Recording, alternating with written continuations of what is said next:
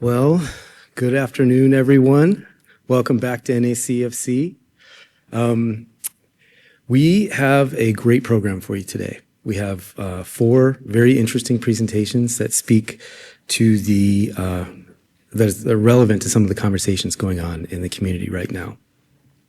So I've got some objectives here that you can read on your own. They're in the app as well. And just a brief comment on the format. So there will be 4 20-minute presentations. Each presentation is followed by 5 minutes for Q&A, and then the speakers will come back up for a 15-minute panel discussion. Is that, did I miss anything? Is that everything? Okay. And so I'd like to introduce the first of our 4 excellent speakers and an esteemed member and colleague of mine on the team at Northwestern. Just Shape is a registered dietitian, a certified nutrition support clinician. She has worked at Northwestern Memorial Hospital in Chicago for the past 11 years, specializing in pulmonary and CF, and holds the certified advanced CF dietitian credential. She's been a part of the adult CF team for 6 years, officially becoming the full-time CF dietitian 2 years ago. And today she's going to talk to you about optimizing nutritional outcomes. Thank you, Jess. Let's get this started.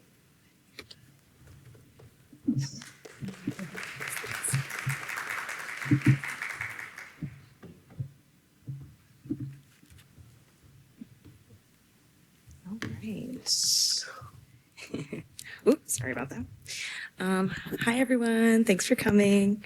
So I'm Jess. Today, I'm going to be talking about optimizing nutritional status in CF, the non-pharmacological route.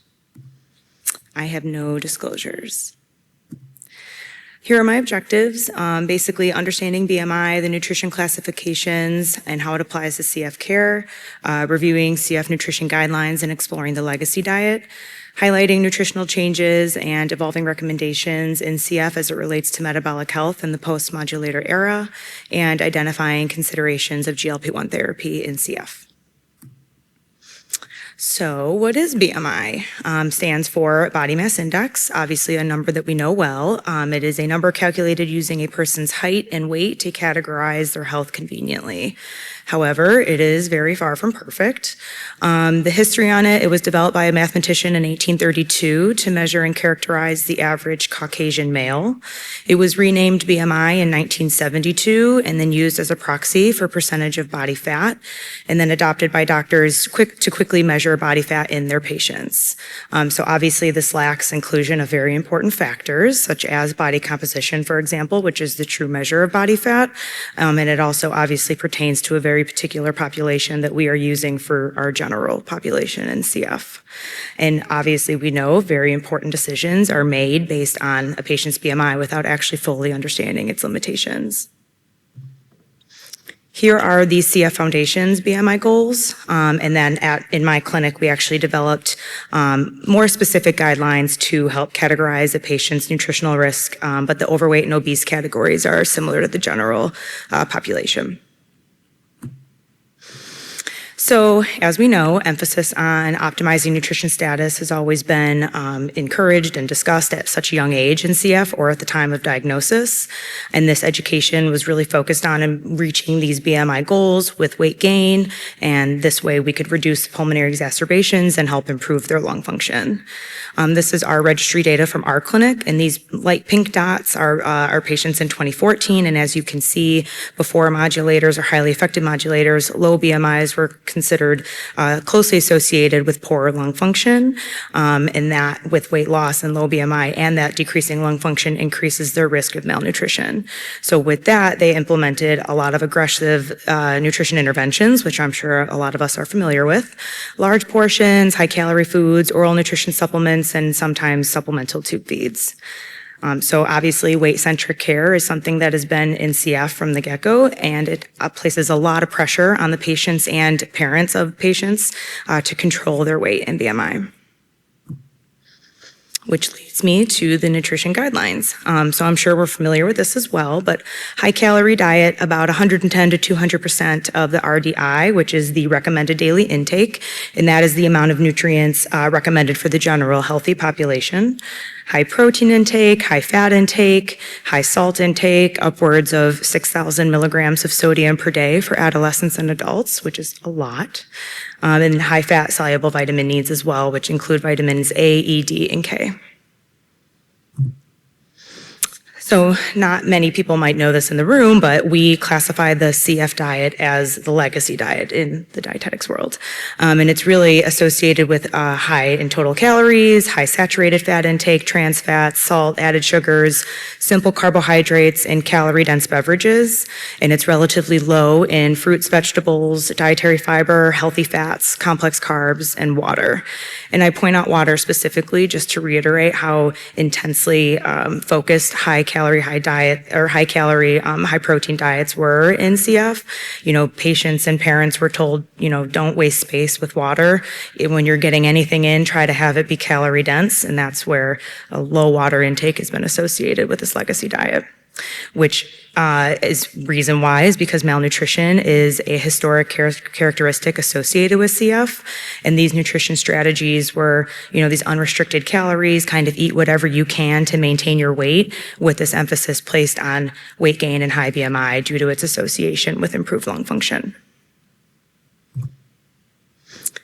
Enter modulators. So what has been happening since? A decreased production of sticky mucus. This improves their lung function, their motility, their digestion, decreases inflammation. We're seeing fewer pulmonary exacerbations, less antibiotic and steroid courses, an overall decrease in their metabolic rate with this improved lung function.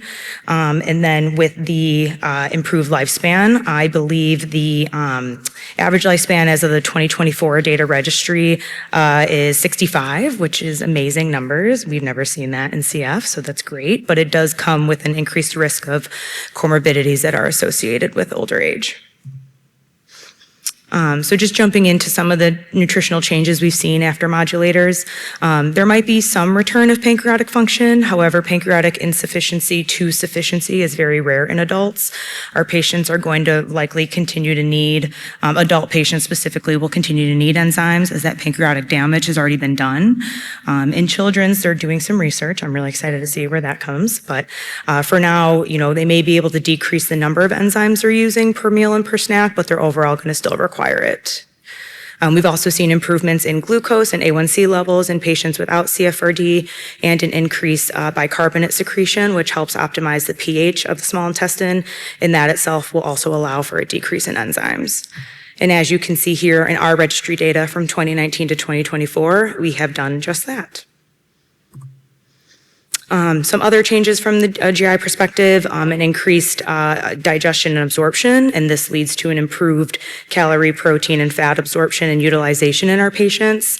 Typically, this is leading to what we are known as this weight gain with highly effective modulators, higher BMIs, but in addition to that, it's also, you know, they're continuing with this legacy diet, also really not exercising a ton, and with this lower metabolic rate that we're seeing, with this improved lung function, they're not getting as sick, they're not in the hospital as much, but their calories and their fat intake are still exceptionally high.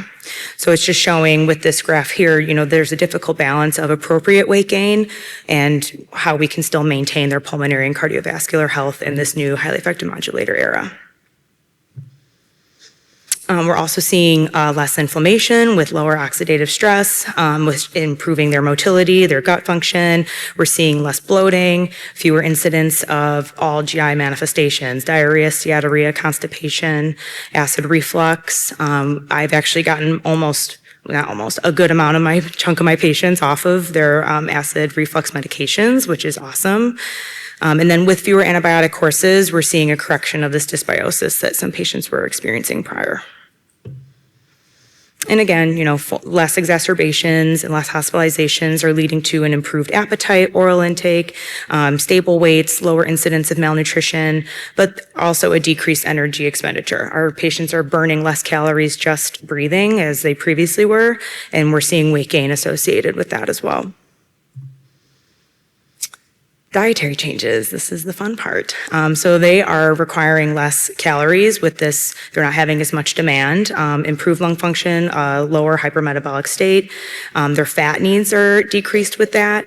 But interestingly, with highly effective modulators, when they came out in 2019, Trikafta specifically, they did report, we do require you to take some fat with it to improve the absorption and efficacy of the medication. However, the amount of fat consumed during those highly effective modulator trials were actually never studied. So there are no evidence-based recommendations on grams of fat to consume. So we were kind of blindly leading them to, 10 grams of fat twice a day, because you take it twice a day, morning and night, should be sufficient, and that adds a lot of calories and fat as well. So increasing their saturated fat intake with that, which increases their risk of metabolic disease. And then we're also seeing lower salt requirements with this improvement in CFTR channel function. Changes that are probably not very well known, but important, body dysmorphia. So these numbers are pretty substantial. Weight gain has obviously gone up in CF over the years. Underweight status is down about 40%. Overweight status is increased over 300%, and obesity over 400% from 2000 to 2019.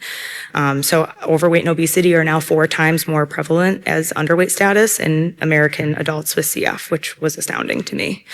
But this is just showing this, our patients are having a difficult time transitioning their diet and lifestyle with such a strong focus on the legacy diet for so long.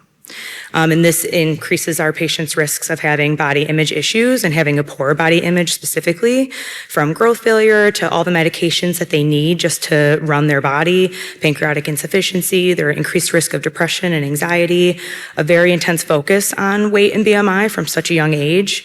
They have a lack of control over their health and their body for the most part, and their health has been surrounded by morbidity and mortality from such a young age.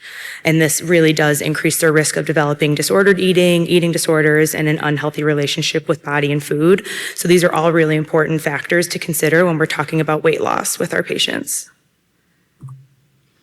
Other comorbidities that I'm sure everyone's heard today, cardiovascular issues, increased risk of diabetes and cerebral vascular disease with this overweight and obesity status, high fat intake, high salt consumption for such a long period of time, in addition to lack of exercise. So this is a busy slide, but this is basically the nutrition recommendations that I focus on with my patients after starting modulators, mainly improving diet quality, really trying to focus on whole grains, lean proteins, fresh fruits and vegetables, low fat dairy is okay, heart healthy fats versus foods that are high in saturated fats, salt and sugar, and really just trying to step away from this legacy diet. Well-balanced meals and snacks. This is something that my patients have actually never been educated on, which is fascinating, but now is the time. There's no time like the present. So really trying to encourage them to see, something like my plate when they're making their meals, lower quantities of unsaturated fats, and really trying to step away from the saturated fat intake because you're not requiring as many calories. Encouraging home-cooked meals versus eating out, weight loss strategies, focusing on portion sizes, intuitive eating practices, and really trying to focus on planned meals versus this almost habitual grazing and snacking throughout the day just to get calories in. I talk about their lifestyle, increasing physical activity, stress management, adequate sleep. I do focus on body image, of course, instead of this I'm going to eat whatever I want mentality, trying to say, what will actually make you feel good. I do really focus on individualized care. I try to avoid weight-centric care as much as I can. I don't give calorie and protein goals unless they're specifically asking me to give them, and I kind of talk to them about why they're asking me that and what they're going to do with that information.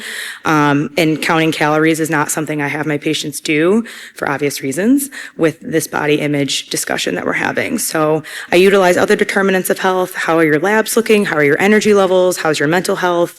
And then of course, if I do feel it's appropriate, I will refer to an eating disorder dietitian who specializes in that. From the medication perspective, I would say the takeaway is really just trying to refocus this highly effective modulator with fat consumption. I try to get them to take it with meals because that meal will have sufficient amount of fat. And if not, like something like a cheese stick as a snack should be sufficient. So what about GLP-1s? So GLP-1s, obviously we know they are a class of medications that mimic the naturally occurring hormone, GLP-1, which plays a vital role in regulating blood sugars, appetite, and digestion. To date, there's only been 4 reports that have focused on GLP-1 and CF patients with CFRD and overweight and obesity. Lots of benefits, also lots of risks. So let's dive into it. So the studies, 2 of the studies actually only had 1 patient. The other 2 studies had 5 patients and 11 patients. And despite these small case studies, the findings were still good. In 3 of the studies, they saw an improved or controlled A1C. One of the studies was a little bit of a mixed result, but in all 4 studies, they were able to stabilize, reduce, or discontinue the insulin regimens, or the patient's insulin regimens, which I thought was interesting. Of course, we saw weight loss in all 4 studies as well, and that ranged from 2.5 to 25.6% of their body weight, which is a big range, but good to see. And then in 3 of the studies, they saw an improved or stable lung function, which was a nice little surprise for me. In the 2 of the studies specifically, there were reports of GI side effects. One of the studies, 3 patients actually had to discontinue completely due to intolerable GI side effects, severe nausea, vomiting, a really poor appetite. And then 8 out of the 11 patients in the other study did report GI side effects, but it was manageable with slower medication titration. But despite these findings, GLP-1 therapy still remains off-label in terms of treatment for CFRD, and we will see what further data comes available. So the big question, could there be space for GLP-1 and CF? My answer is possibly. However, huge asterisk there. I do think it requires really in-depth evaluations, individualized evaluations and individualized care, specifically for weight loss and blood glucose management. I think from an RD perspective, these are the considerations I would talk about with the team and my patients before starting a GLP-1 therapy, specifically, really trying to encourage them to follow sustainable dietary changes. It's not like I think all my patients are going to start eating salads for lunch every day suddenly, but more like how can we add to the diet? What are we lacking versus, let's just put a Band-Aid on what you're complaining about in terms of your weight. So really trying to step away from the legacy diet. I do find that almost all my patients have a lot of movement in terms of their diet and lifestyle to make changes in hopes to get to the outcome that they're looking for. I would say diet quality is one of the biggest ones that I review with them. Trying to figure out where their calories are coming from, how much fat they're consuming, and kind of decreasing that since we're not in that hypermetabolic state any longer with highly effective modulators and don't require as much just to maintain our weight. I review weight loss strategies and really focus on intuitive eating tools. I find that most of my patients have really lost their ability to kind of adapt to their appetite and hunger cues. It's wild that they're just so ingrained in just eating whenever that they lost their appetite and hunger cues. So that's something that, with satiety and hunger, I try to figuring out what works for them. I encourage them to meet with a dietitian, me, if that's, or anyone, but I would say every 1 to 3 months, depending on their journey. I would increase their exercise, work with physical therapists on the team to try to focus on exercise plans that work for them. I discuss body image, other determinants of health, and I really try to focus on what these BMI classifications are actually telling us versus what it says on paper. I think that, when they're labeled overweight or obese, they kind of panic, but I do talk to them about what that's actually telling us and the limitations associated with that. So I would say if patients have incorporated these diet and lifestyle changes for at least 6 to 12 months without any improvement, or 12 plus months with minimal improvement, or cardiovascular disease, hypertension, hyperlipidemia, or uncontrolled CFRD is in play, I would say that that GLP-1 therapy might actually be a good treatment option for them. However, I would also do this is the in-depth evaluation I'm talking about, but from a dietitian's perspective, focusing on GI history. There are plenty of contraindications to consider if they have a history of gastroparesis, delayed gastric emptying, dysmotility issues, pancreatitis, severe constipation, a history of GI surgery. These are all things that I would say GLP-1 is not appropriate for those patients. I would review their nutrition history. If they have active malnutrition, nutrition, if they have a low BMI, if they have an eating disorder or any disordered eating habits, hypoglycemia, a decreased appetite already before starting GLP-1 therapy, and then osteopenia and osteoporosis diagnosis. If they're severe, I would probably say, as we know, muscle and bone health can be altered with GLP-1 therapy. So that's something to consider, and that actually covers a big portion of my patients. So interesting things to discuss. And then, of course, reviewing mental health history, if they have active body issues, untreated depression, anxiety, and then also discussing that GLP-1 therapy might be a lifelong compliance for now. We don't really know how things are going to play out if you incorporate all these changes, if you could wean off of it and still reap the benefits of what you've seen from taking it. And then this is just a quick list of some questions I came up with in terms of discussing it with your team. What efforts has the patient made from a diet and lifestyle perspective? How long have they been following those interventions? Have they met with a dietitian consistently? And do they have any contraindications such as, any GI burdens, pancreatitis, et cetera? So, in summary, obviously BMI is not the only or the strongest, in my opinion, value that we should be using to determine a patient's metabolic health. There are various changes that have been going on with this highly effective modulator era, specifically this shift away from the legacy diet towards just a general healthy diet, which is really new to our CF patients for the most part, but really trying to focus on exercise, sleep, stress management, individualized care to promote a healthy body image. I think something that our patients struggle with a lot, and a lot of dietary changes, focusing on fresh fruits and vegetables, whole foods, healthy fats, dietary fiber, getting healthier sources of calories versus just eating whatever you can. And then, of course, GLP-1 therapy might be a feasible treatment option for the appropriate patient, but I do feel that it requires a lot of in-depth and individualized evaluation and discussion with the patient, the team, and perhaps loved ones from a nutrition, lifestyle, and mental health perspective, as there are many risks and contraindications to consider, especially with our CF patients. That's all I got. Thank you.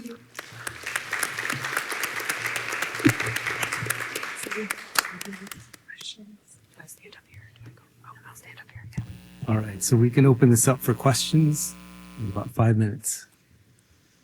Feel free to put things in the app too.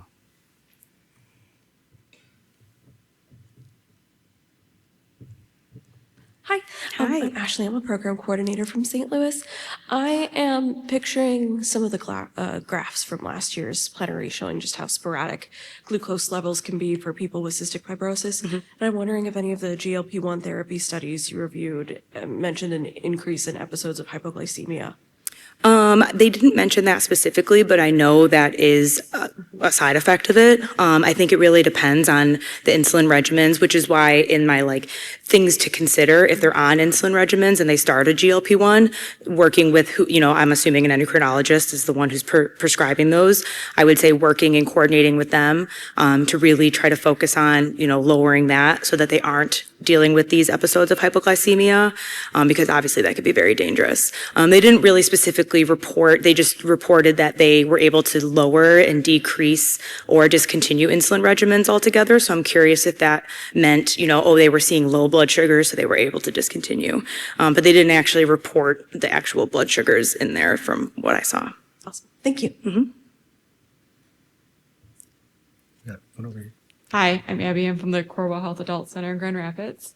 Just out of curiosity, of your opinion, would you, in a CF center perspective, as a dietitian, want to own the prescribing of the GLP-1, or would you want the primary care provider or endocrinologist or somebody else to own that? Because I know in our clinic, we're always we can educate you, but we would rather have somebody else own it. Yes, I was actually anticipating this question. My pulmonologists like to deal with below the neck and above the diaphragm, so they don't want to be the ones to prescribe it. I personally feel like this is kind of the muddy spot of we want to be involved in what's going on with starting GLP-1 and why you're starting it, after you start it, kind of monitoring what's going on. It's hard when we don't want to be the ones to manage it, and I feel strongly about having an endocrinologist order it personally, but not all of my patients are taking it for that reason, so they don't even see an endocrinologist. I have some patients that have started it strictly on weight, and for that, they go to their PCPs. We have not prescribed it. I don't think we will. I think they like to, again, keep it right here, keep it close to the chest. But I think that it'll be kind of almost like a every annual evaluation. I'm going to say, like, you know, if anyone's heard, you know, I don't even know how I would bring it up, but I'd be like, have you discussed a GLP-1 with anybody? Is that something you're interested in? If they bring up weight issues to me, or CF-related diabetes, you know, blood sugar control issues, I would say probably asking them that if they bring it up. But again, I think this is going to be a hard, you know, we're lucky enough to have a GI doctor on our team, but we don't have a specific endocrinologist that we work with. So it's kind of, or PCPs for that matter, obviously. It's not like they're going to alert, you know, all of our team that, oh, we're starting them on a GLP-1. So I think this is kind of like a muddy spot, but I would say from a CF perspective, I don't see us prescribing it. And I have a very strong feeling that we're just going to have to work really closely with our patients, PCPs, endocrinologists, and GI doctors. That's kind of the same stance we've taken. Yeah. It's like, we don't want to own it. You don't want to own We do it. want to say in it. We own so much already, you know? Leave it to someone else.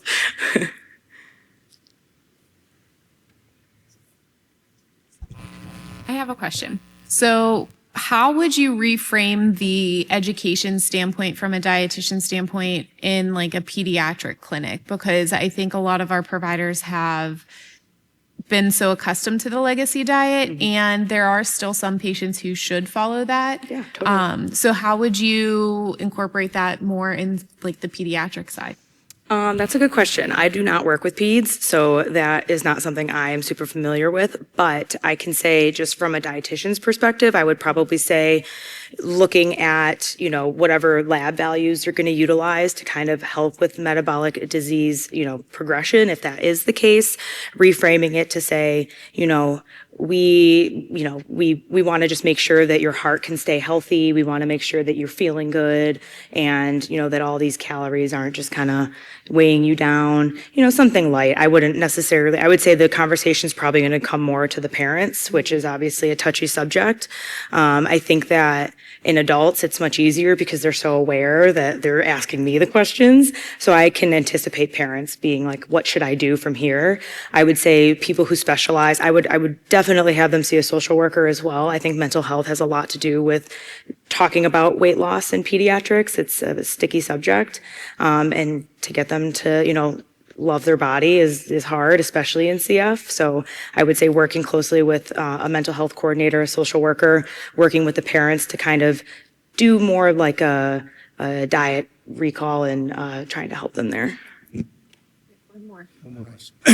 Daniel from England, Leeds. Do you think it's time for us to not think about cystic fibrosis, and I'm talking about people on modulators and diet, but actually think about us, all of us, and actually we should get away from the word cystic fibrosis diet, and actually everybody should be eating much more healthily. And what we've certainly noticed, the other thing we've got to be very cautious is just assume that people are eating too much. Certainly in the studies we did, we found despite weight going up, they actually ate less. And so it's very, very hard to change things. The other thing is about the drugs that you're worried about, GLP-1. Our patients are buying it. Are you not seeing that at all? And have none of your patients started buying it online?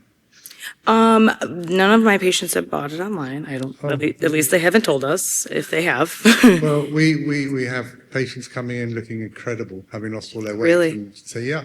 Wow. Buying it online, and several patients now Yeah. are doing that. So I think that's something you may find it, and it's going to be really unfair because it's going to be about how much money you've got. Yeah, and I think that's a hard thing because, like, you can't necessarily trust what you get online. So I don't love that, but we'll probably deal with that at some point. Okay, last question. Thank you. Hi, Jonathan Fabelhoff from KUMC.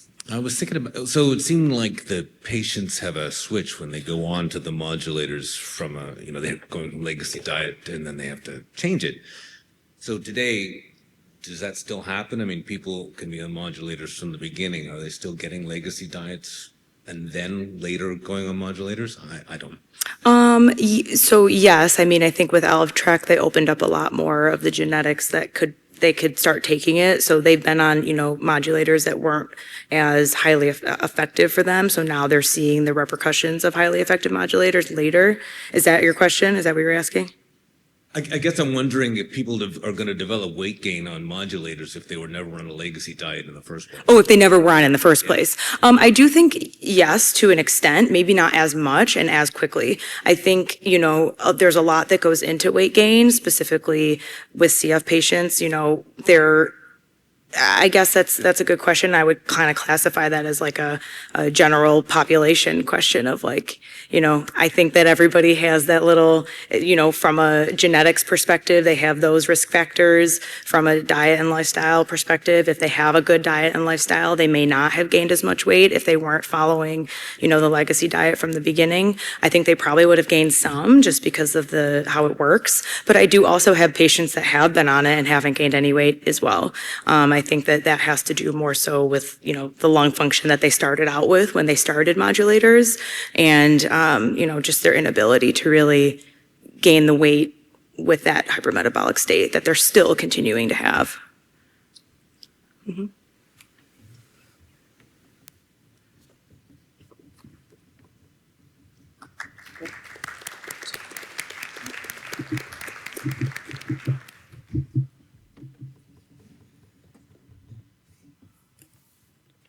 Okay.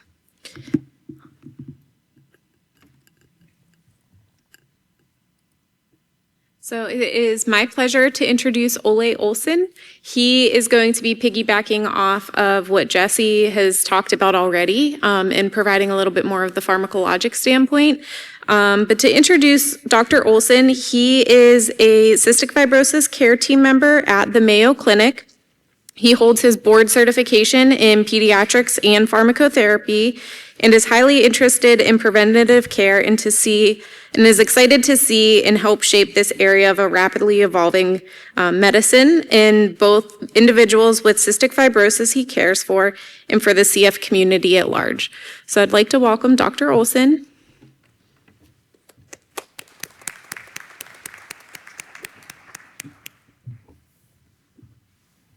Thank you, Katie. Good afternoon.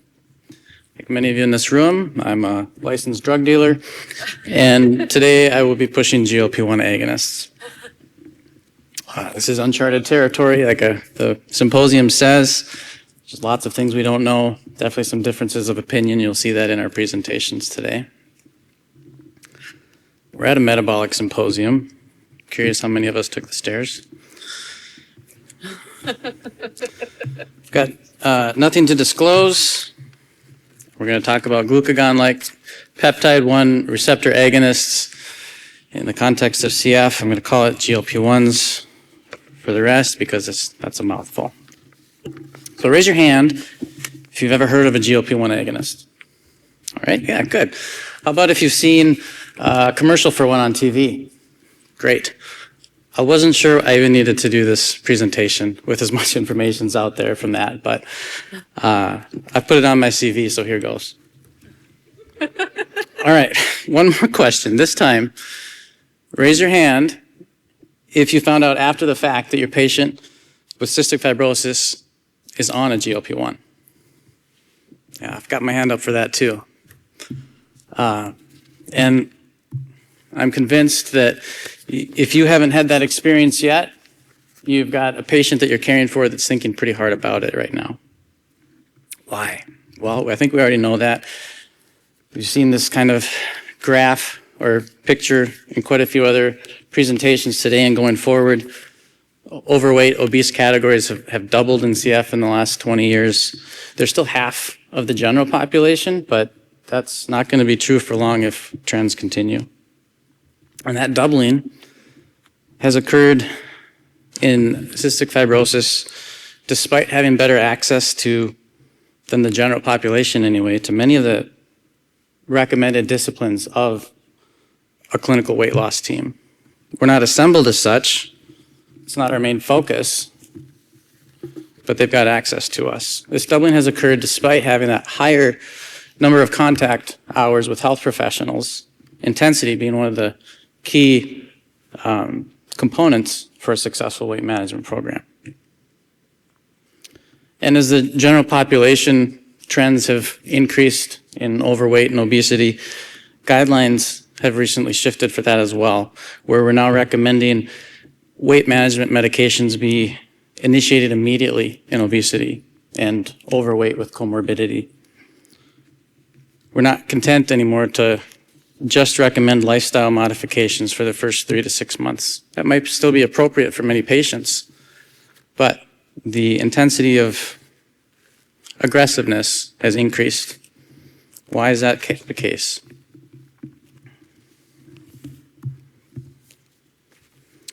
Because of morbidity and mortality with increasing weight. As we already know, and as demonstrated in the table on the screen, cardiovascular disease, chronic kidney disease, cancer, liver disease are just some of the comorbidities that occur with greater frequency as weight increases. I don't have on here respiratory complications, diabetes, hypertension, dyslipidemia, depression, etc. So for cardiovascular disease, depending on the weight category, the risk is 20 to 200% higher. It's about the same numbers for chronic kidney disease, and obesity for the last 10 years has been the second biggest modifiable risk factor for cancer. And by some estimates, in the next 10 to 20 years, it'll be number one. So as Jesse gave us those BMI goals for CF, I think it's time that we need to reframe that and recognize that there's an optimal upper limit for that BMI as well. Recent literature in cystic fibrosis there was presented at last year's conference, recently published, showed an increased risk for cardiovascular disease, chronic kidney disease, cancer, and kidney stones, but with the median age to disease onset of at least 20 years earlier than that general population. Average BMI for that population of cystic fibrosis patients was 22. Should recognize that this study took place mostly in the pre-modulator era. There was only 5 to 10% of patients on a modulator on their time to disease onset occurred. But the question becomes, is metabolic disease increasing risk in an already higher risk population? And recognizing that choosing not to treat is still a clinical decision, carries its own risk. There's my source for that. So let's look at these GLP-1 agonists.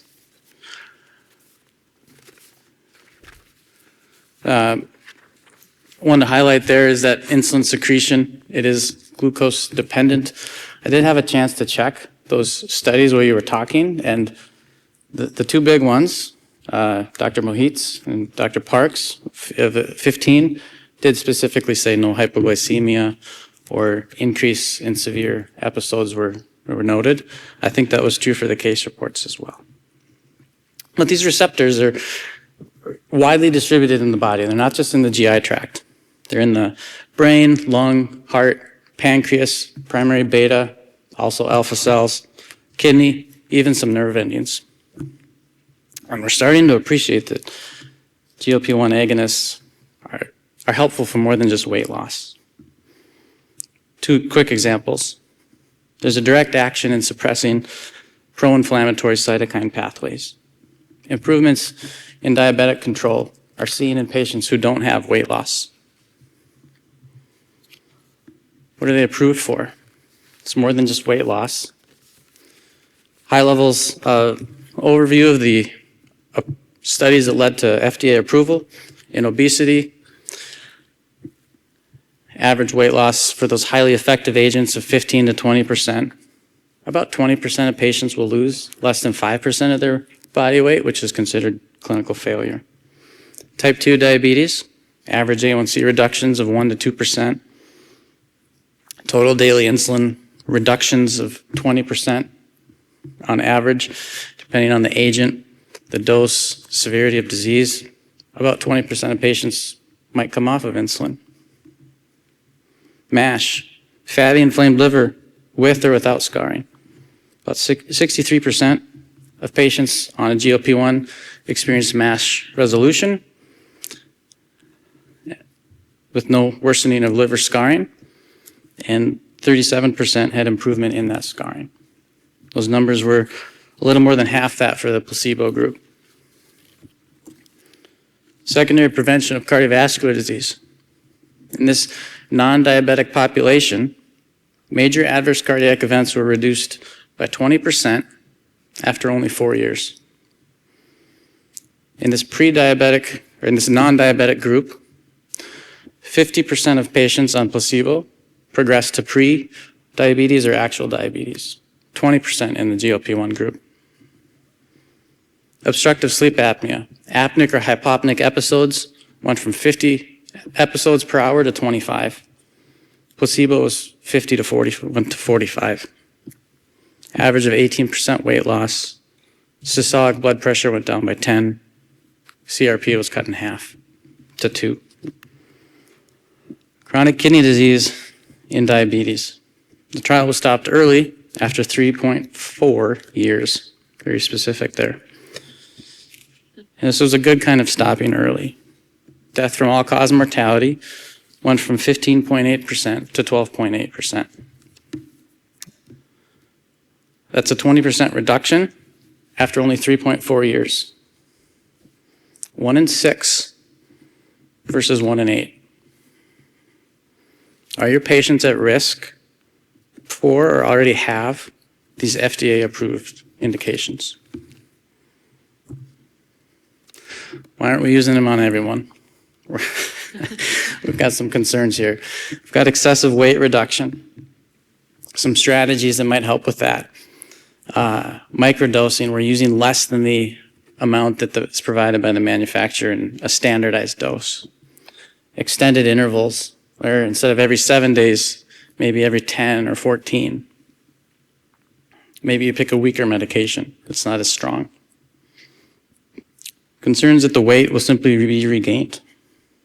We don't worry about that with blood pressure meds.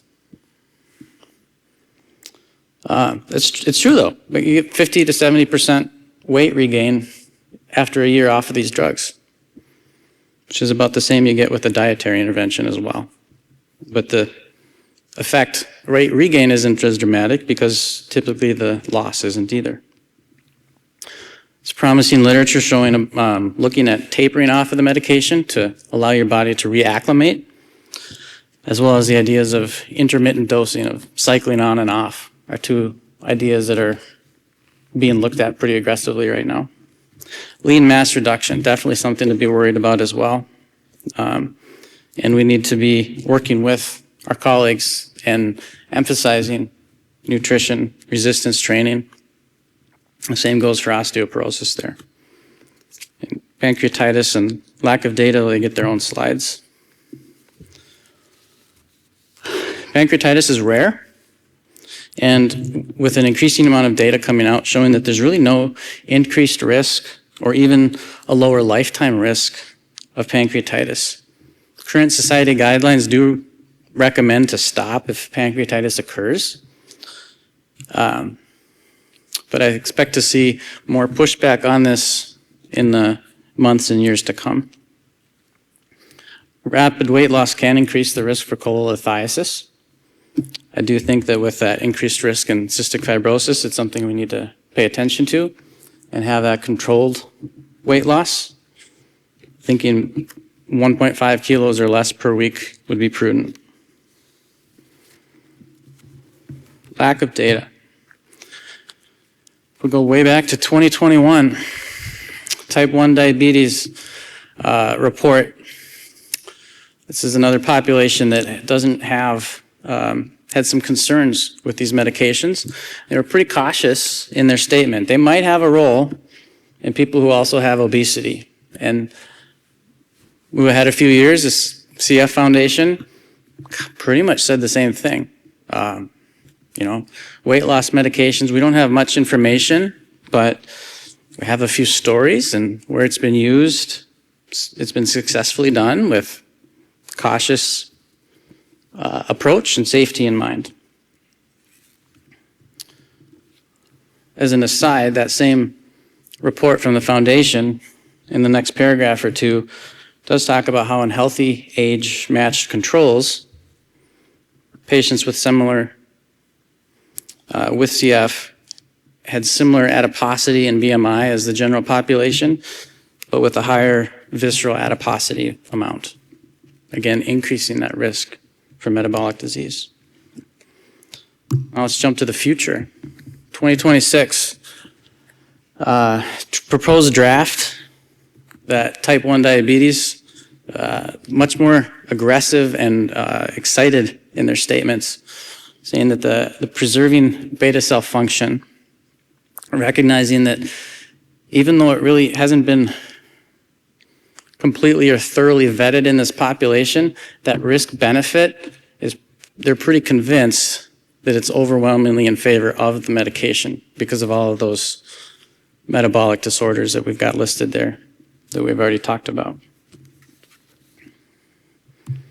So we already mentioned quite a bit of those, that I think there's 19 patients that are in the literature. I'm sure if we go downstairs, there's a few more posters right now, and in the months to come, this will continue to expand. Hopefully I didn't miss any. But my notes said there were no hypoglycemic episodes noted. Insulin requirements were generally improved, as mentioned. Measures of lung function range from anywhere from -5% FEV1 to 18% increase over a year or two for some of those. The reductions were mostly in patients who really weren't on the medication for very long. They didn't tolerate it or they didn't want to be on it. And there's one case report of significant liver and enzyme improvement as well. Went from something in the ALT of the 80s and down to 18.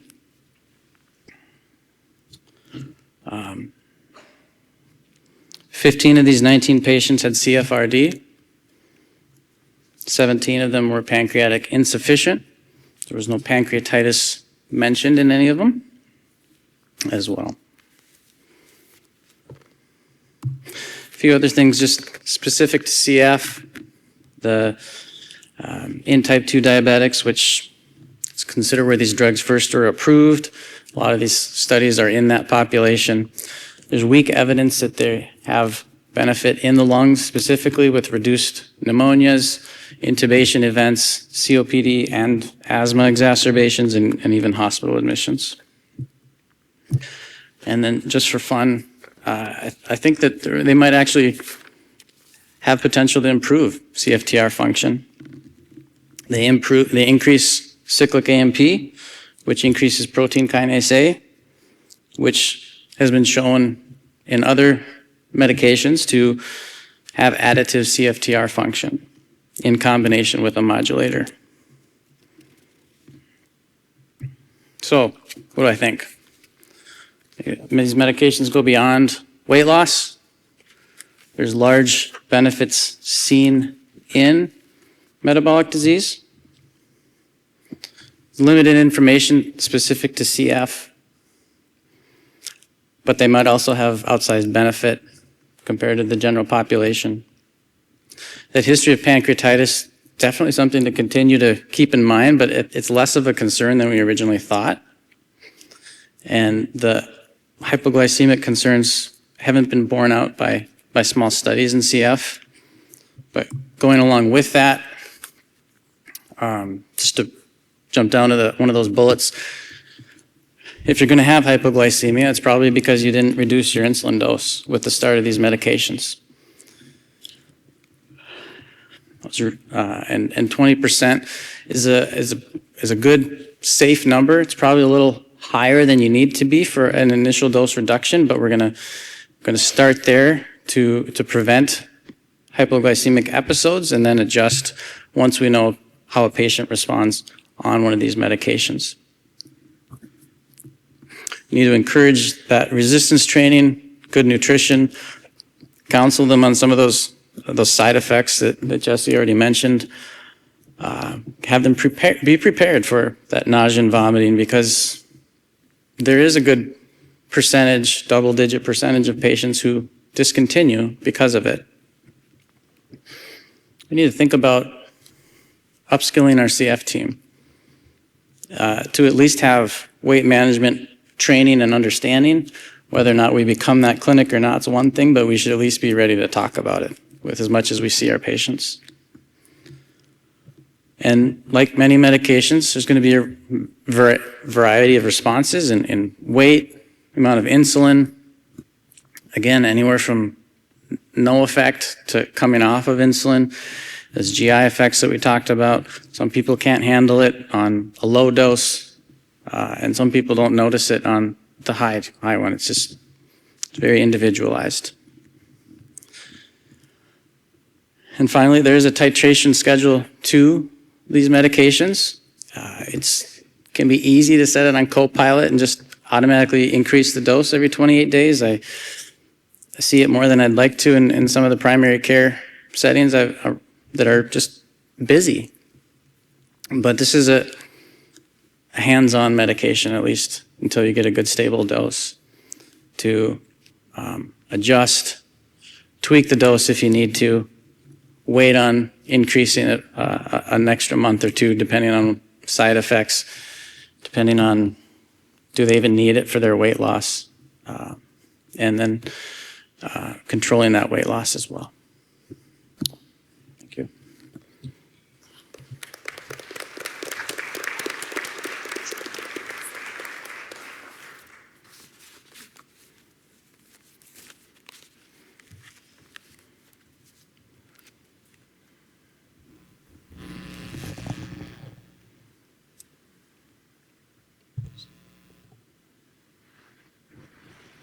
I actually do have a question. So you had mentioned, and just mentioned this too, this notion of lifelong therapy with the GLP-1s.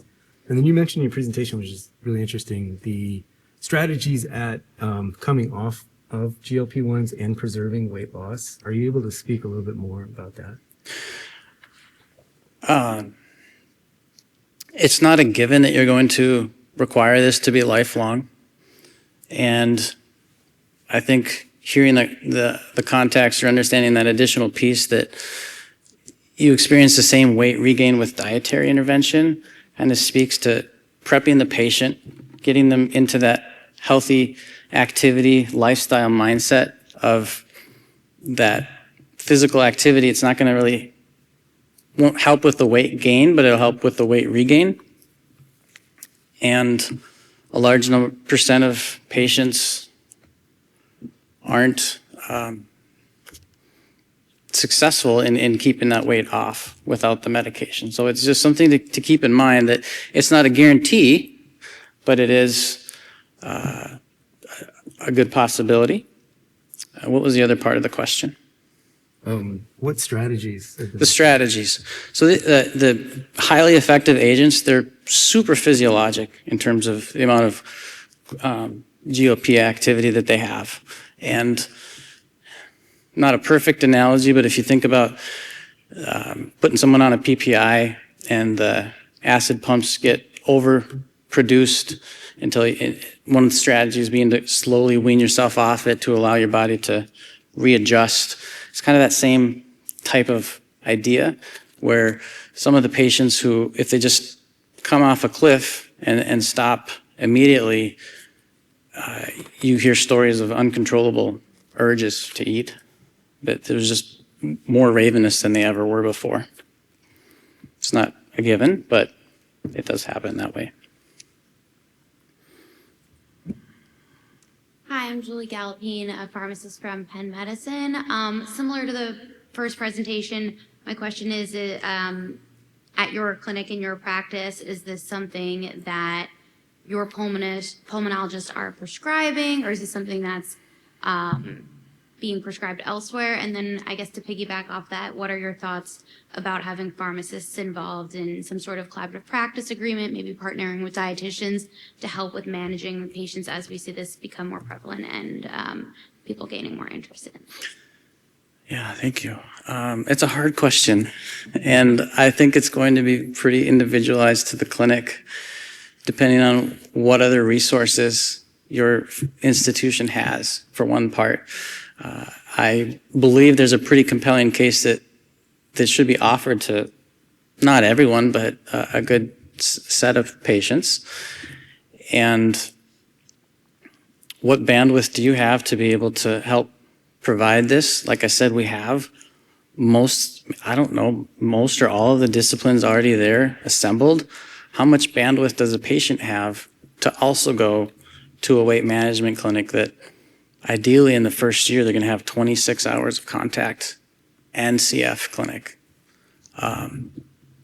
So I think that a case can be made for it, but a case can be made for a lot of preventive care medicine that's CF nuanced.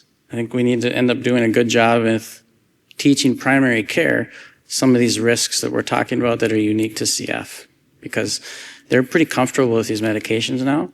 And one of the risks is them just not even thinking about it in the context of what do we need to think about with CF for this patient too. For sure, thanks. I think and I'm sure other people in the audience too have noticed, we will say, oh, you're interested in GLP-1. Most of them don't have a primary care doctor. They can't get into an endocrinologist or a weight management clinic, especially if they don't need to see endocrine for something else. So often we're having the same question every 3 to 6 months. Oh, I'm still interested in that GLP-1. Well, what do you do for lipids or blood pressure? Because you're not going to, it's the same kind of question. Yeah, for sure. Thank you. Yeah. Last one. Hi, I'm Kelly. I'm a CF pharmacist at Emory.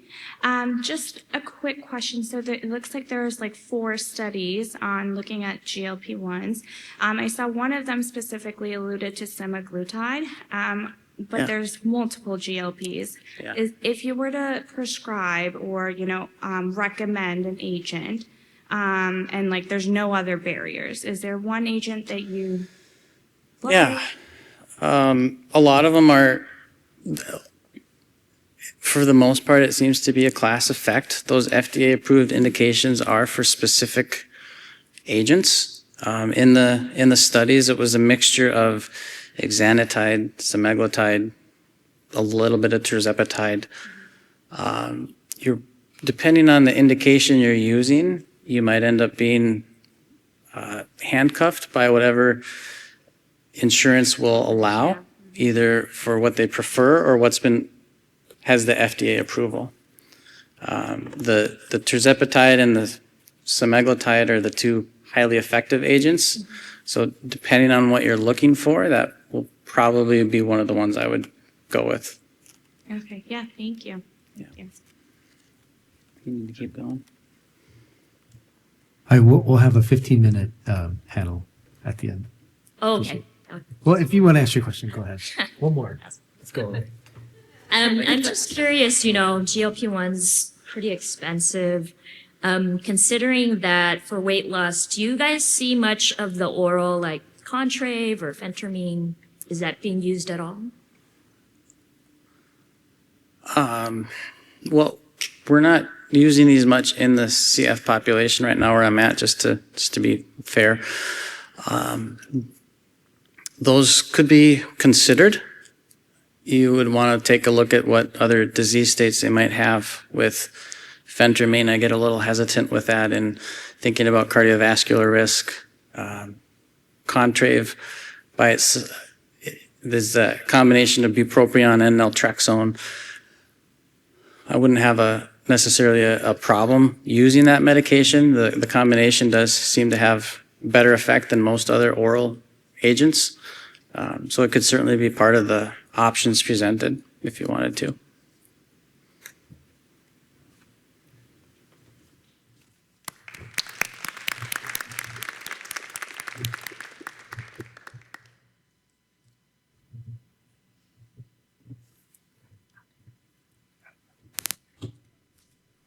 All right, well, thank you, Ole. That was very interesting.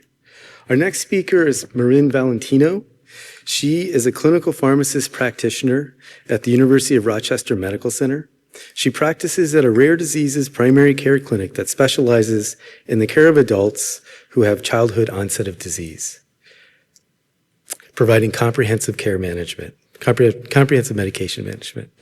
She is the adult CF pharmacist at her center. And prior to working in ambulatory care, she was a critical care and emergency medicine pharmacist.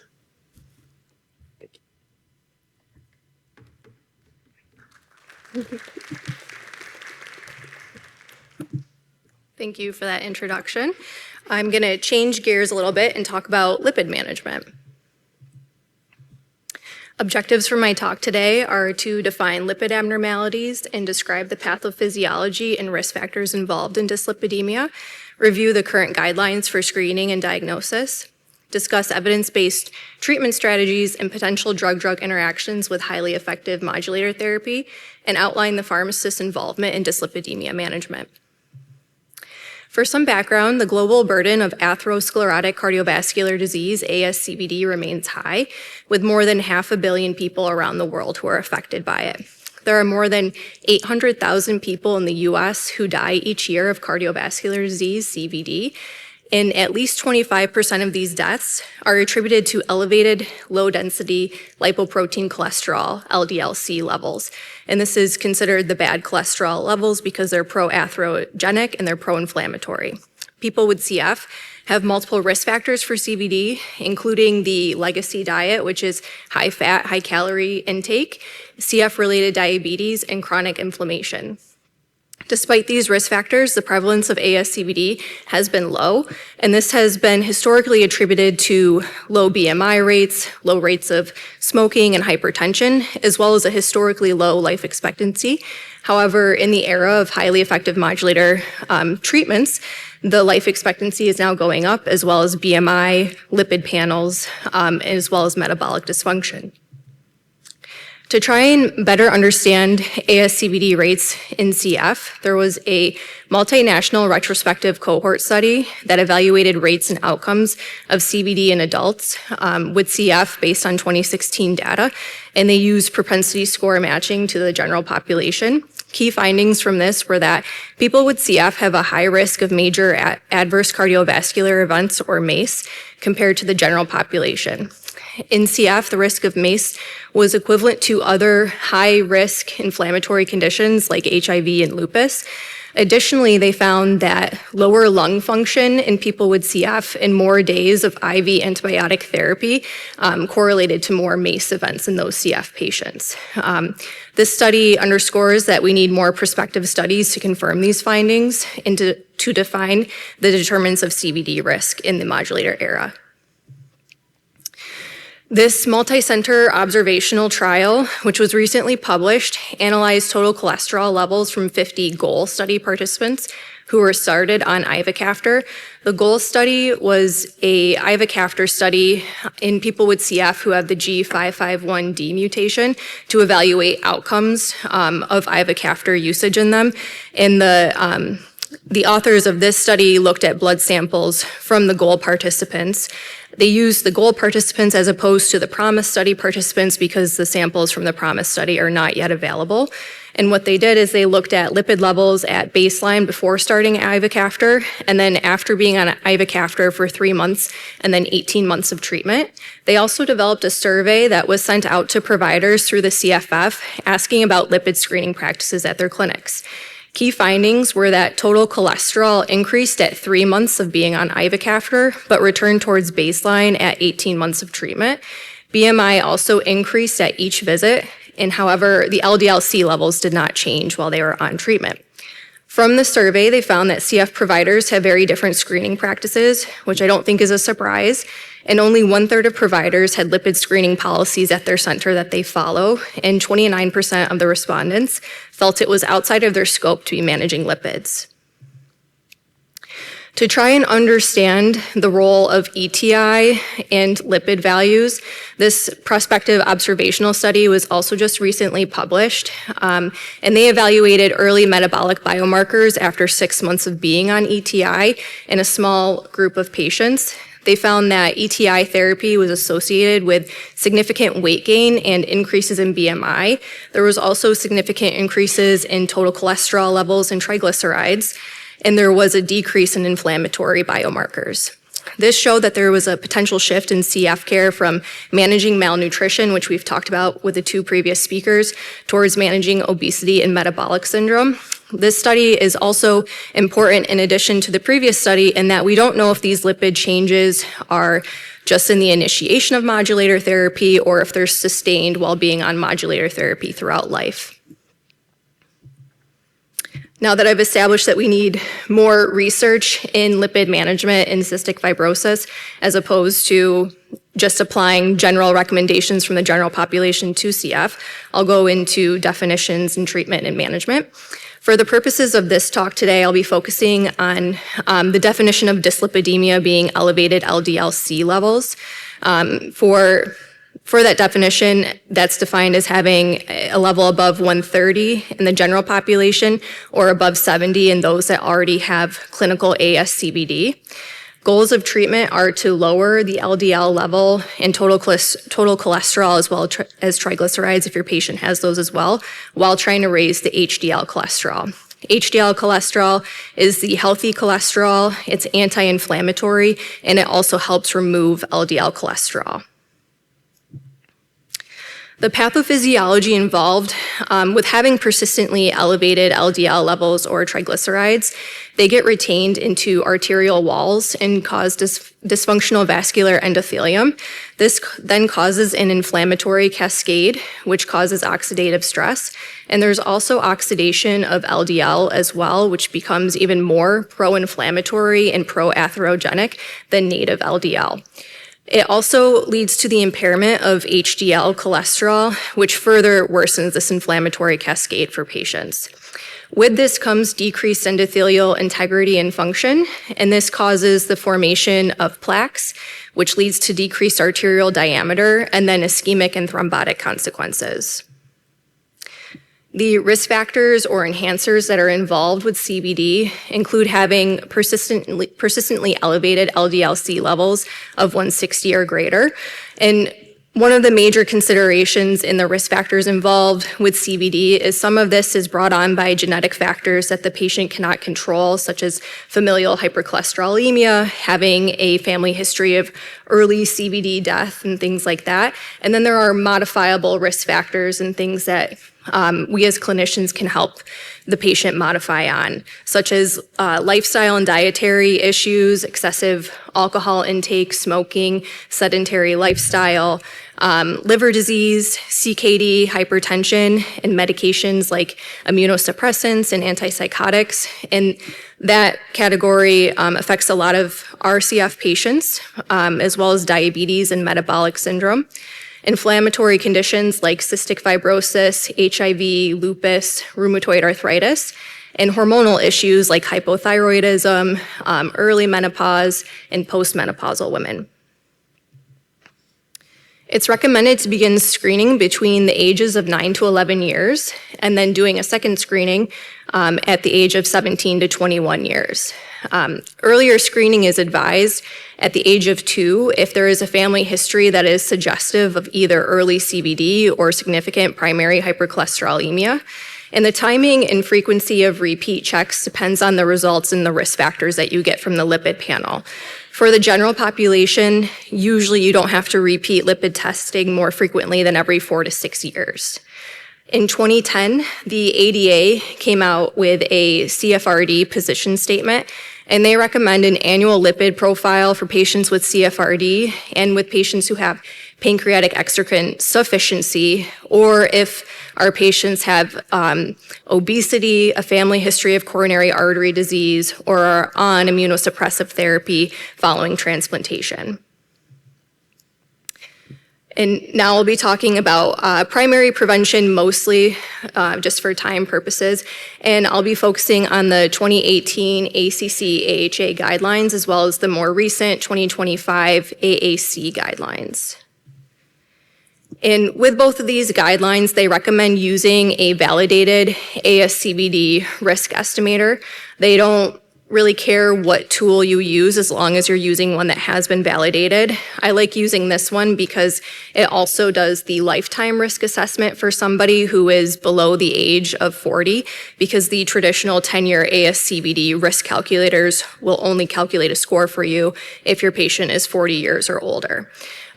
So this calculates the risk rate of having a first-time cardiovascular event, and it takes into consideration patient-specific risk factors that they have, such as their lipid profile, but as well as any other comorbidities that they might have. Special populations that are called out in the 2018 guidelines are for those that are 75 years and older. They recommend doing a clinical assessment and risk discussion with that patient about where they would or would not benefit from being started on treatment. And the first treatment choice is statin therapy. And part of that risk discussion is evaluating any risk factors that they have present, what benefits they could get from pharmacotherapy, as well as what the patient's preferences and values are for treatment. Next, they talk about those with diabetes who are 40 to 75 years of age. And without having to do an ASCVD calculation, you can initiate your patient on moderate intensity statin therapy just because the benefits of statin therapy outweigh the risks in this patient group. However, if you have somebody that's older or has more risk factors present, you can consider a high intensity statin. And then for those that have a severe LDL level that is 190 or greater, again, you don't have to do the ASCVD calculation for this patient. You can begin high intensity statin therapy, again, because the benefits of treatment far outweigh the risks of not. And then I wanted to highlight the other group, and it's for people that are less than 40 years of age. I feel like this group is more challenging in terms of what to do with lipid management. The guidelines do recommend the consideration of moderate intensity statin therapy if the LDL level is 160 or greater. But what do you do if you have somebody whose LDL level is 130 and they have multiple risk factors? So this, again, comes down to a clinical assessment and risk discussion with your patient and figuring out if they would benefit or not from statin treatment, but more often than not, they would.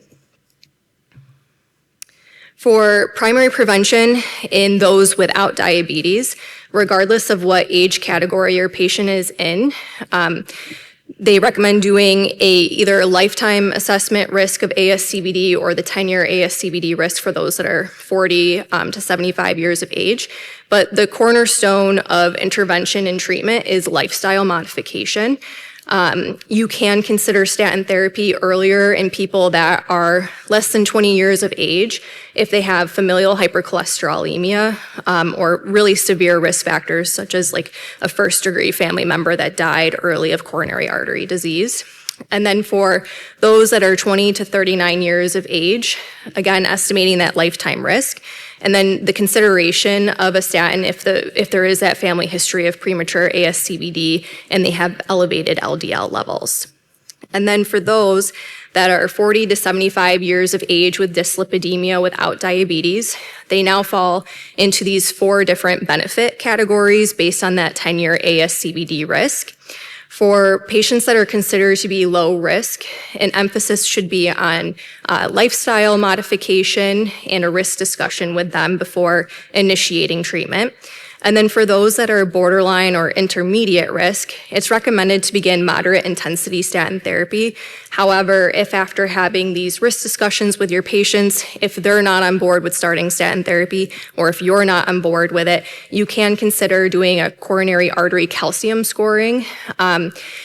And that can be done with the patient being aware that that is an additional cost to their medical care to go and have that procedure done. But the score of that, the degree of calcification in their arteries can kind of weigh one way or another more for whether or not they should begin statin therapy. And then for those that are in the high risk category, they should be started on a high intensity statin. For secondary prevention, so these are patients who already have established acute coronary syndrome, stroke, et cetera. They should have already been initiated on maximally tolerated statin therapy after that event, and their goal LDL level is to have it be less than 70. Now, if you have a patient that requires escalation in treatment, so these are your patients that already have clinical ASCVD or are at very high risk for ASCVD, and they're already on maximally tolerated statin treatment, and they're above their LDL goal, which is above 100 for primary prevention or above 70 for secondary prevention, you can consider adding on ezetimibe. And then with any change that you make, whether it's starting a statin the first time, optimizing the dose to high intensity, for example, or adding on ezetimibe treatment to statin therapy, you want to repeat the lipid panel 4 to 12 weeks after making that change so you can gauge the percentage reduction in LDL and the efficacy, as well as if there's any safety concerns with the treatment. So if after starting ezetimibe to statin therapy, the patient is still not meeting their goals, you can then consider adding on one of the PCSK9 inhibitors, whatever one is covered by their insurance company. And then if after that, after repeating the lipid panel and optimizing the dose of the PCSK9 inhibitors and then repeating the lipid panel again, if they're still not at goal and there's still a lot of risk factors that are present or clinical ASCVD, you can consider then adding on bempedoic acid, which is a newer lipid-lowering agent. So it is possible to have quadruple therapy for this. This slide is to just go over the different intensity dosings of the statins that are there. And the intensity refers to the percentage LDL reduction that the dose can accomplish for you. So high intensity statin therapies reduce the LDL by 50% or greater, and low intensity lowers it by 30% or less. And then clinically significant drug interactions with modulators to be mindful of. More importantly with ETI, because I feel like I have more patients on ETI than any of the other modulators right now, are that it increases statin exposure. So you do have to be careful of that and modify the dosing based on whatever clinical tool you use for that. It can increase the risk of having myopathy, liver injury, and just overall increased side effects from the statins if you don't modify the dosing of the statin therapy while your patient's taking ETI. For the non-statin treatments, there are no clinically significant drug-drug interactions between the modulators and the non-statin treatments on the left. And the dosing for ezetimibe and bempedoic acid is just a one and done. There's no titration required. Whereas for the PCSK9 inhibitors, there is an initial starting dose. And then after 4 to 8 weeks, if your patient still isn't meeting their lipid goals, you can increase the PCSK9 inhibitor again, maximally for alirocumab to 150 milligrams every 2 weeks.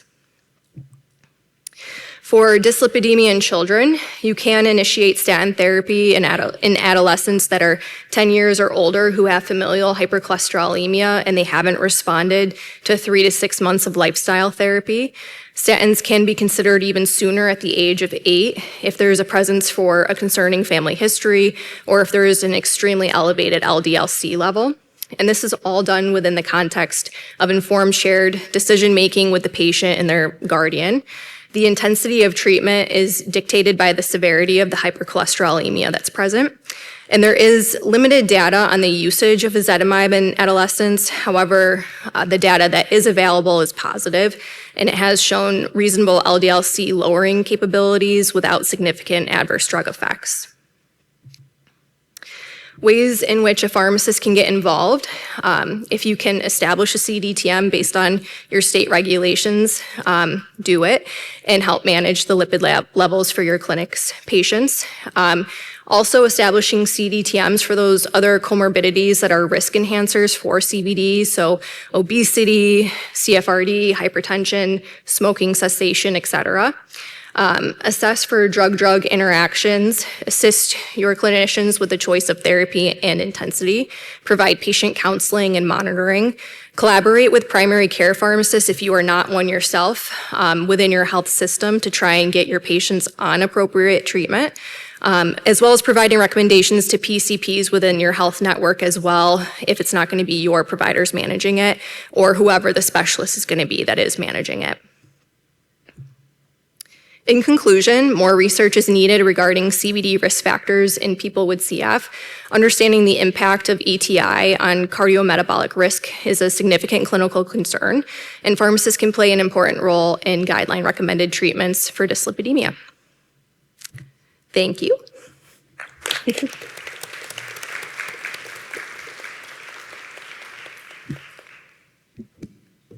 Yeah, that was fantastic. All talks have been fantastic, very helpful. So we love statins, and we use a lot of statins, but I never quite know what dose to start people on ETI therapy. We tend to go for torvastatin, 10 to 20 milligrams. Is that what you do? I mean, it's really difficult because, of course, it increases the level, as you said. Would you go for another statin? So, yes, I generally do not use simvastatin at all. So I would probably lean towards doing a torvastatin. I think the recommendation is to cap it at 20 milligrams when used with ETI. It also interacts with rosuvastatin, but I would probably, because of the dosing of rosuvastatin, 5 to 10 milligrams is considered high intensity. I would probably do that and do 5 milligrams. And as long as they're responding lipid panel-wise, then you can, in side effect-wise, you can consider, based on the risk present, if you need to do a different type of statin altogether, if you need to add on therapy. Yeah, no, because we've had 2 myocardial infarcts. And in fact, the one person we put onto 40 got myopathy. Because the other thing also is with diabetes. Mm-hmm. That's another one, is when should you actually put, I mean, the general feeling from what I read in literature is everybody of a certain age should be on a statin. It should be in our water supply. But in diabetes, of course, we can do risk factors, but when should we be starting people with CF diabetes on a statin, even if their cholesterol is normal? Yeah, so the recommendations for that are really murky, especially with CFRD, and the ADA position statement from 2010 doesn't really help clarify that. So they say that if you've had type 1 diabetes for 20 years or more, then you should probably consider a statin at that point in time. Or if you've had type 2 diabetes for 10 years or more, then you should consider adding on a statin at that point in time. I think we have a couple of people at my center that are in their 20s, and we have them on moderate to low intensity statin therapy just because of the other risk factors that are present for them. When it comes to these guidelines, I think they're a little too age focused, and it should be more about the risk factors that are present, and that, whether it's the lifetime risk assessment or the 10-year risk assessment based. Mm-hmm.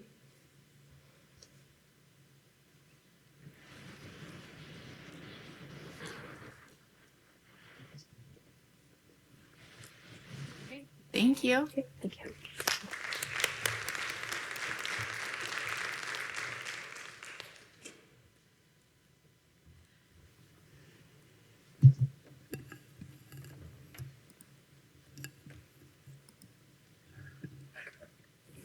Okay, last but not least, I have the pleasure of introducing Dr. Drew Yancey. He is a pediatric pharmacist at Seattle Children's Hospital, where he's worked for the last 13 years.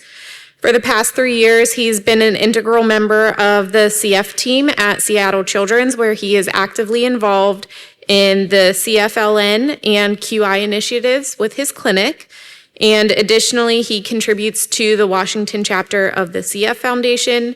He has a very strong passion for quality improvement, health equity, and enhancing the lives of individuals with CF. So please help me welcome Dr. Drew Yancey.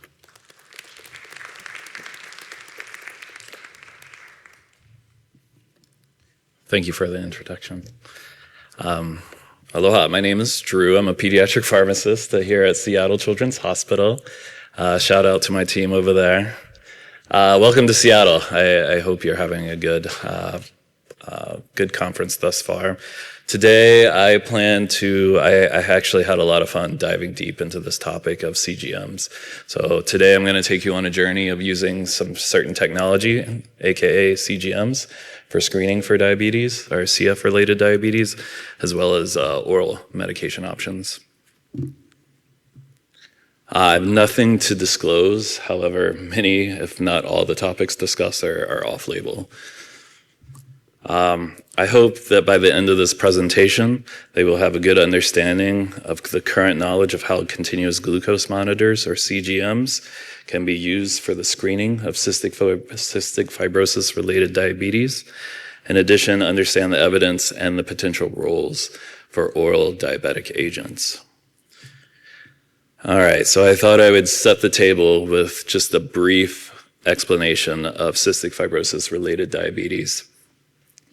If you have not seen the plenary session from last year's NACFC, Dr. Holmichaely and Dr. Putnam put together an amazing plenary session last year. So if you're interested in this topic, I would encourage you to find the YouTube for that. The current understanding is that CFRD is a progressive insulin deficiency pathogenesis. To highlight a few risk factors for developing CFRD, this includes pancreatic insufficiency, severity of CFTR genotype, as well as age. And I certainly want to call out that nearly 50% of adults will ultimately be diagnosed with CFRD. So why do we care about CFRD? So CFRD is associated with pulmonary decline, increased risk for infections and exacerbations, and poor growth in nutrition, which is especially important in my pediatric patients. Since the overarching theme of this session is regarding post-modulator, I actually, just recently, they published some of the PROMISE data from the endocrine sub-study. And in that sub-study, after 2 years of ETI, patients had a modest decrease in fasting glucose. So after 2 years of ETI, you had improvements in your fasting glucose, your A1C. The beta cell function was preserved throughout that full 2 years with increases in insulin sensitivity. However, the OGTT results did not improve for those patients. So this is a quick rundown of the current guidelines for CFRD screening. The guidelines were originally published in 2010. Most commonly, patients 10 and older should undergo a 2-hour OGTT annually. This process is consuming up to 75 grams of glucose within 5 minutes, and then measuring the glucose values at baseline and 2 hours later. Additionally, there are a few other circumstances that screening should be done as well. So why the OGTT? Why? It was originally developed to kind of screen for type 2 diabetes many years ago. But Mila and colleagues many years ago used this in studies that has been validated for outcomes.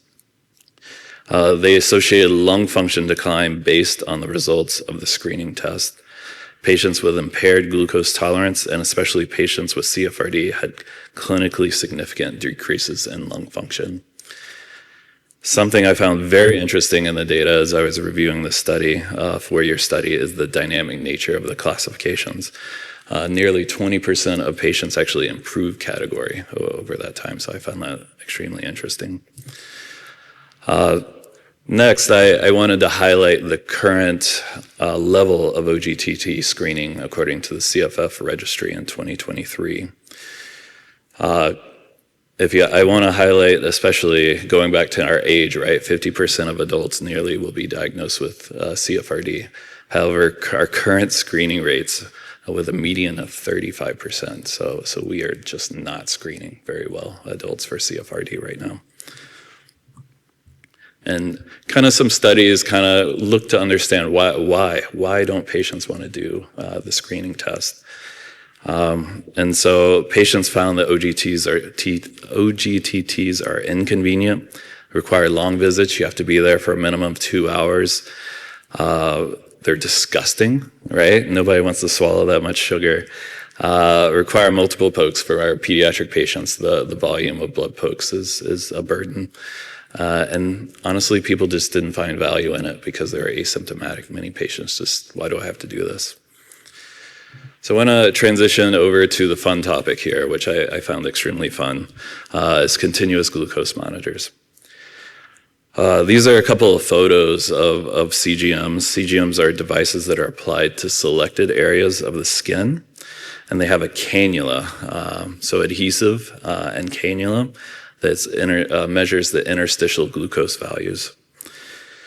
And then they connect to a receiver, so you can Bluetooth them in either to your phone or some other receiving device. They produce a wealth of information. As you can see, the frequency of being below or above certain thresholds.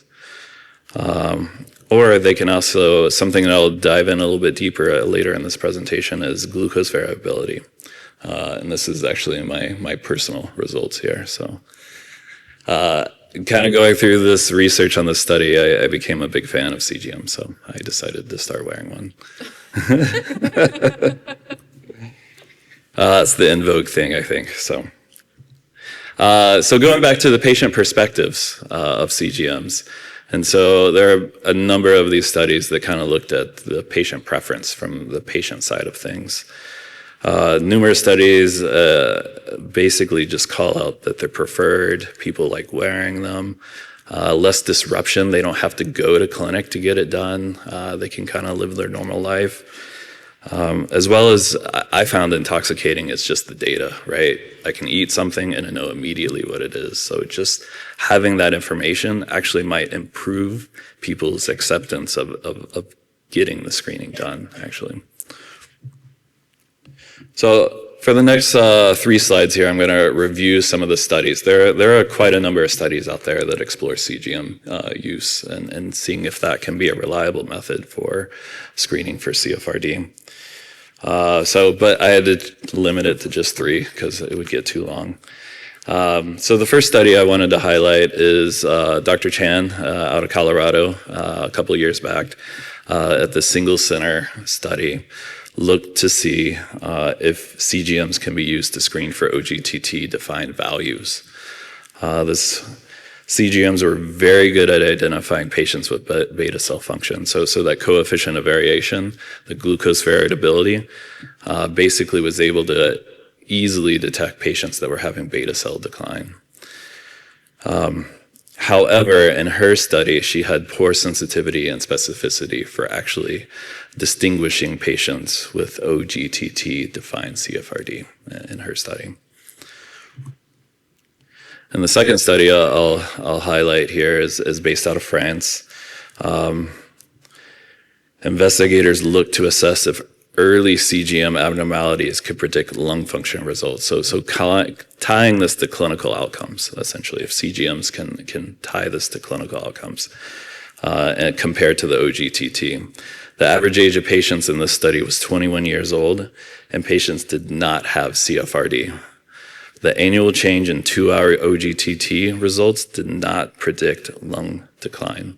However, the CGM AUCs greater than 140 milligrams per deciliter were associated with faster decline in FEV1 and FEVC.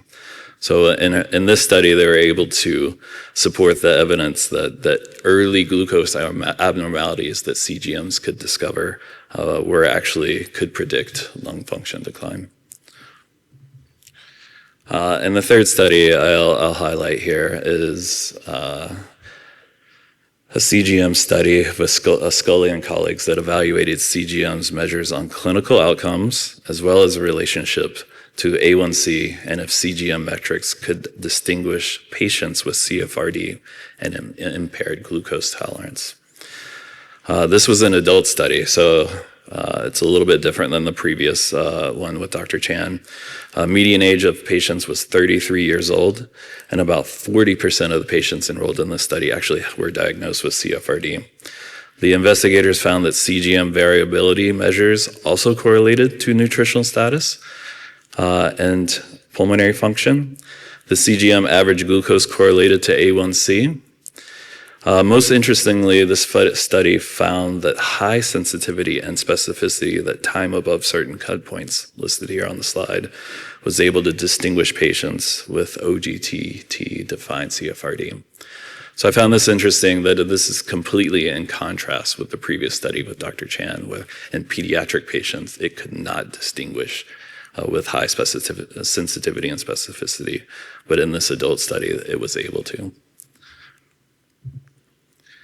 So I'll switch a little bit gears here. We'll go to actually medications.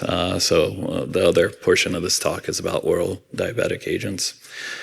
So treatment options here. So insulin therapy still remains the gold standard in the guidelines. Current recommendations support using and starting insulin when CFRD is diagnosed, noting that improvement in lung function and BMI are improved upon initiation of insulin therapy. Although you must have an individualized approach, not all patients should be immediately started on insulin. There's no published optimal insulin strategy, right? Basal bolus, just basal. So there's no optimal insulin strategy in treatment. I did find in the ISPAD 2022 guidelines, they acknowledge that a trial of an oral diabetic agent may be considered. So they actually call this out that you can consider an oral diabetic agent. So let's look at a few.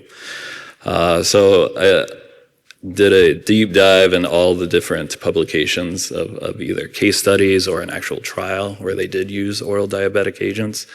And so I can't go into all of them with the limited time, but I'm just going to highlight some of the top 4 here in my next few slides. So metformin is the most commonly prescribed diabetic agent in North America. It works to decrease liver production of sugars and improve insulin sensitivity. Based on the mechanism, it could help with overnight hyperglycemia and help reduce insulin dose or potentially delay the need to start insulin therapy. There's not much evidence to support CFRD. For patients with CF, please consider the risk of lactic acidosis, especially for those patients that have underlying liver disease, kidney disease, and may be experiencing an exacerbation. Metformin is also notorious for GI side effects, and essentially also patients with CF also have underlying GI concerns as well. And so many of the oral actually diabetic agents I'll review, it's kind of concerning to use them around actually exacerbations or while you're sick. Second med I'll review is repaglinide. So actually this is the most and best quality of trial data in CFRD. Repaglinide has been studied head-to-head against insulin for newly diagnosed CFRD patients. Repaglinide is an FDA approved for 18 and older and only for in type 2 diabetes, but it works to support first phase insulin release, which is often impaired in early CFRD. Has a very quick onset and a fast half-life. So it's the medication you take when you eat to help support insulin release. In studies, repaglinide was non-inferior to rapid-acting insulin for A1C control, but was not anabolic, so it did not help patients actually gain weight. Repaglinide is processed by the liver, so always think about drug interactions, especially for patients on ETI. Third medication I'll review is sitagliptin. So this is a DPP-4 inhibitor. Sitagliptin will increase the volume of circulating endogenous GLP-1 and GIP. Only FDA approved in adults currently. This will help improve postprandial insulin release. So after eating, stimulating the beta cell to release more insulin. It is well tolerated in the published cases that I could find in CFRD and helps to improve glucose time and range. But again, not anabolic, does not help out BMI. Also has been evaluated in small numbers of patients with impaired glucose tolerance as well. So starting these therapies before you actually are diagnosed with CFRD. Last class of medications I just wanted to bring out and highlight are SGLT2 inhibitors, like empagliflozin and dapagliflozin.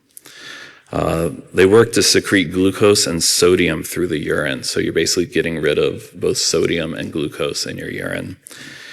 These agents are very in vogue right now in diabetes care because they also help out with heart failure and also kidney disease.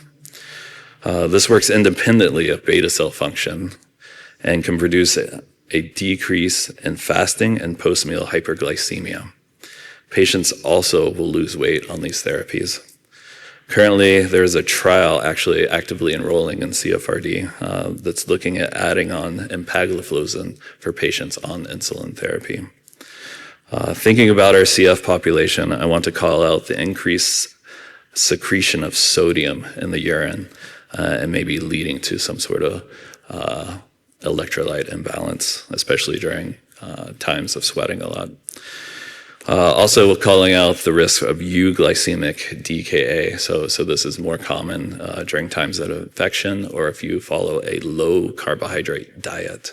So it's important for those people that are on Atkins diet to also probably abstain from this medication. And also these therapies need to be held around surgeries and periods of fasting and infections. A big topic in the symposium was about oral GLP-1. So I didn't want to get too deep into this, but I do know your patients might start researching or looking at these. So it's more of an FYI, this slide. There's no evidence to support the use in CFRD. Currently, there's only one FDA-approved option, semaglutide, which is only approved in type 2 diabetes. I found in my research this was interesting as I was digging into these oral agents, is that they're peptides, and peptides actually don't absorb very well through the GI tract. And so they actually have to add an absorption enhancer called SNAC to help improve the absorption of these peptides. They have to be taken on empty stomach, right? And so it gets a little confusing with people taking enzymes and then empty stomach, and it can definitely be very confusing. And the pipeline, I would expect in the next year to have 2 more FDA-approved oral GLP-1s. There'll be a semaglutide for weight loss and some non-peptide options likely coming down the pipeline. All right, so in conclusion, I would say the rates of screenings for CFRD are suboptimal, and that CGMs offer an alternative for patients that refuse or are unwilling to complete OGTTs.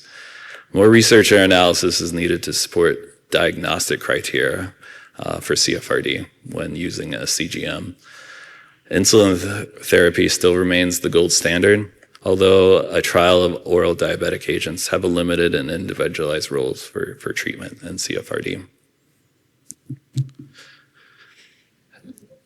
If I put you to sleep, here's a puppy pic to get you going.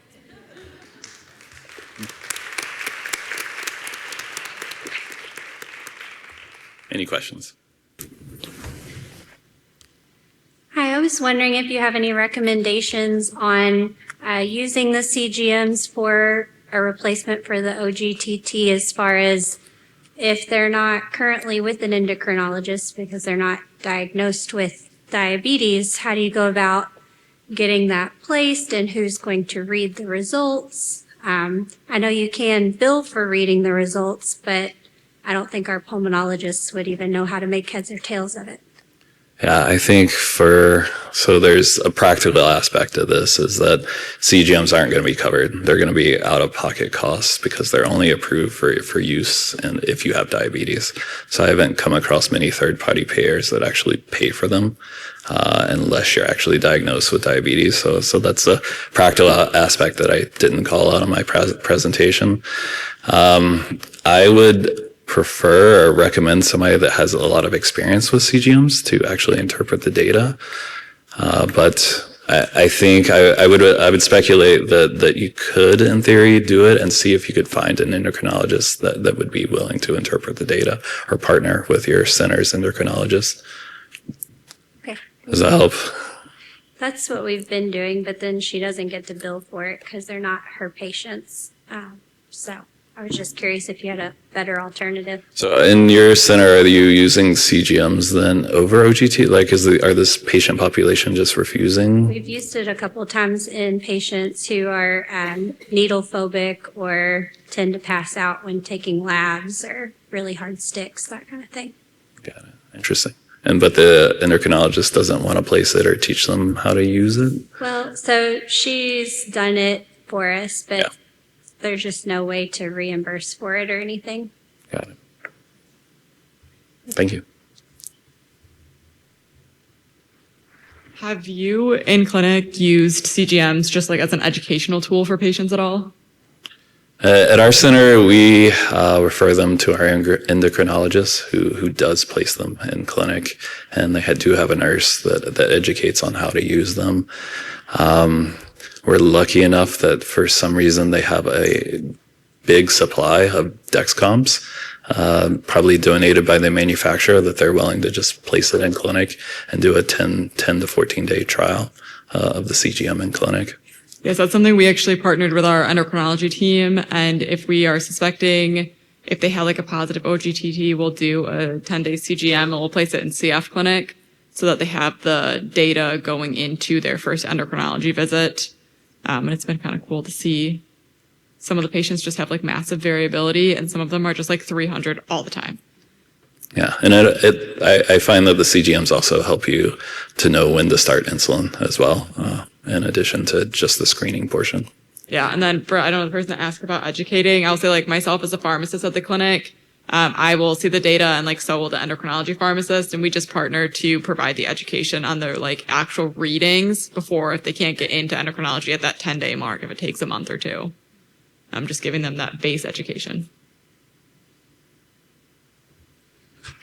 There's a question in the app that asked, what are the exact parameters from the CGM that would suggest a diagnosis of CFRD in clinical practice? Yeah, I will just highlight some of the studies mostly, I would say. So this is where I feel like there still needs to be a little bit more robust data to say with certainty, because I found it interesting in this single center study in Colorado that they were not able to distinguish patients with CFRD with a CGM. And these were young pediatric patients, 10 and older, and I think the oldest in the study was like 25. So we're looking at adolescents or young adults. But however, in the older population, in this study, it was the average age of 33. They were able to distinguish in their study results, and they use the exact same metrics, time above a certain range. So I think there just needs to be a little bit more data supporting how to make that diagnosis with a CGM. Yeah, I think I'm from the Stone Ages. I actually spent, when I was a young doctor, with Susan Lang. And one of the things that she picked up, obviously, was the OGTT. It's a screening tool. It's not a diagnostic tool. And she could pick up deterioration. She found deterioration in lung function for 2 to 3 years before and reduction in weight. And what worries me is that if you say in the CF Foundation data that the 30% of people are having GTTs, and then you have a study that basically shows a correlation with HbA1c, I would say that they've missed diabetes for rather too long. So I think we've got to be really cautious. I mean, we can do GTTs in 90% of our patients, but the question, I suppose, and in the past we know they go back and forward, but we use a lot of CGM too, and we use the CGM as a diagnostics, but there are a lot of people, I think, also use it for screening. So I think we've just got to be really cautious about, like you say, the funding for CGM, etc. The GTT has been, we have not picked up symptomatic diabetes for over 20 years, but that's because we do GTTs. So I think it's a sort of, you can do both, but you've got to think about making sure that everybody does get screened appropriately. Yeah, I came away from this with using it as a tool to discuss with your patient to do an OGTT, right? That 30% of patients are getting them done and they don't want to do it. But maybe if we can with the data from a CGM, you could help support when a patient should be screened with a GTT.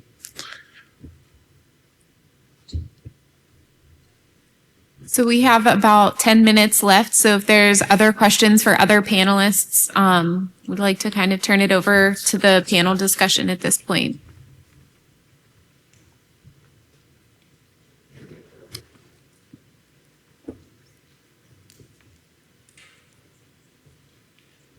I'll make a quick comment. I'm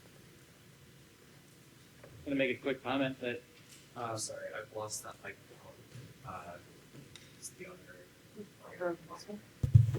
Just going to make a quick comment. A lot of the things that we've been talking about here, weight management, diabetes, hypertension, dyslipidemia, these are things my colleagues in primary care pharmacy are handling. This feels like an opportunity for like a primary care CF pharmacist. Just wanted somebody asked a question about a CPA, and I wanted to make sure to throw that out because I missed that part of it before, but it feels like an opportunity here. I have a question for Dr. Olson, Greg from Nebraska Medicine. So at our center, for a patient who has developed pancreatitis in the past, then GLP-1 is no-go. I don't know, do you follow the same rules, especially if the patient's pancreatitis is most likely related with the pancreatic insufficiency, and now they have under good control with enzymes. So does that need to change? Yeah.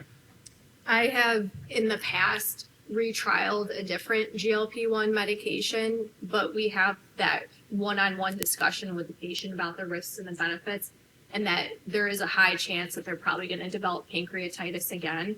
And I have had that happen where they did end up getting pancreatitis again. And then we say, we're not doing this anymore because it's considered a class effect. We've done a different agent, we've tried it, and it's a no-go anymore. So that's how I've handled it at my practice. So would you also check, say, like a fecal elastase before you start? We have a couple of patients that we've done like serial fecal elastases on, and it plus or minus benefits and how it's been helpful for us. Perfect. Thank you.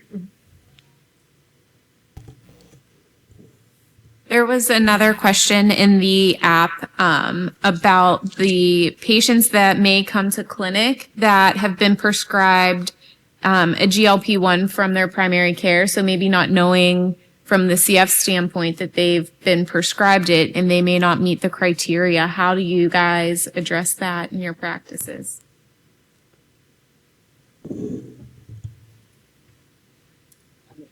I can speak to that. I have run into patients that have been started on a GLP-1 with mainly CFTR related disease, not truly CF diagnosis, but one patient actually self-discontinued after one dose because her significant GI side effects were just intolerable for her. Another, I have had multiple discussions of why she started it and how she's been doing, and everything's been going smoothly. When I did find out, I just reviewed, some of the things that I want her to keep track of, and if she ever loses, X percent of her body weight, to let me know, and if her GI side effects return or worsen, to let me know. Again, this is not something that I'm like, you absolutely have to get off of it. If this is something that she feels that she wants to do, that's her prerogative and that's her own control of her care. But I try to be the supportive and worried mom, so to speak.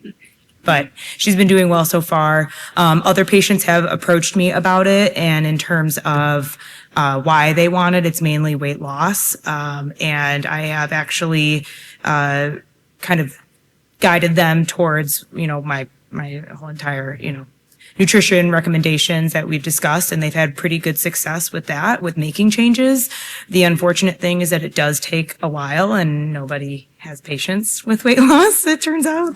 But she has been doing well, and I think until they plateau, maybe that discussion will come back up, but they have actually seen a pretty positive effect on both ends, with the GLP-1 and then with like pretty intense dietary and lifestyle changes for a prolonged period of time. So I've seen both sides, and I kind of just work with them as a supportive provider versus, you have to do this versus that.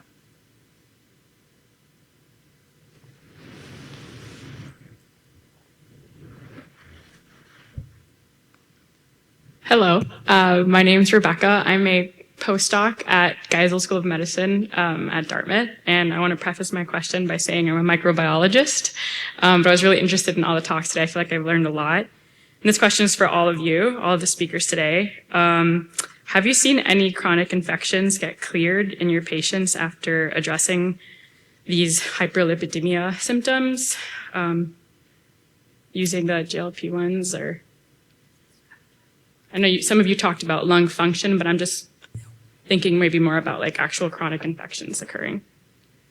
I haven't seen that with lipid treatments per se, but I also have not been looking out for that in particular with like the initiation of a statin therapy and then lung function changes or the clearance of bugs or anything like that.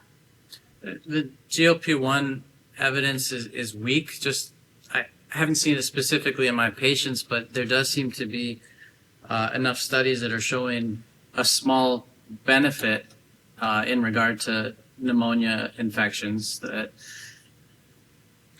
you could have some benefit there, but I don't know that we've seen it in our patients. Okay, great. Thank you. Hello, I'm Jack Gellner. I'm a pediatric resident at Western University Children's Hospital. My question is just based around, and sometimes kids who are type 1 diabetes who are sick, sometimes they require increased insulin regimen. For kids with cystic fibrosis,